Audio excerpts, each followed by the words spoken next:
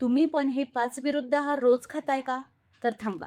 हे कॉम्बिनेशन्स तुमच्या शरीरासाठी स्लो पॉइझन ठरू शकतात.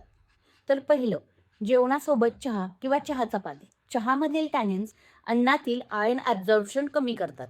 त्यामुळे हळूहळू रक्ताची कमतरता होऊ शकते. विशेषतः ज्यांच्यात आधीच आयर्न कमी आहे त्यांच्यात हे लवकर होते. दुसरी, गरम पाणी आणि मध.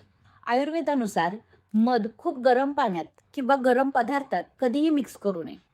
जास्त तापमानामुळे मधातील नैसर्गिक एन्झाईम्स नष्ट होतात आणि अशा मधाला शरीरासाठी हानिकारक मानलं जातं. तिसरी गोष्ट, गरम जेवणात दही टाकून खाणे. तर अतिगरम जेवणात दही टाकल्यामुळे त्यातील जे गुड बॅक्टेरिया असतात ते मरून जातात. त्यामुळे दही खाल्ल्यावर होणारा फायदा हा कमी होतो आणि काही जणांना जडपणा किंवा अपचन जाणवू शकतं. चौथा आहे दूध आणि मासे. हे एकत्र खाल्ल्याने शरीरात केमिकल रिॲक्शन होते, ज्यामुळे त्वचेवर रॅश, खाज किंवा इतर त्वचा समस्या काढू शकतात. आणि पाचवं कॉम्बिनेशन आहे दूध आणि आंबट फळे.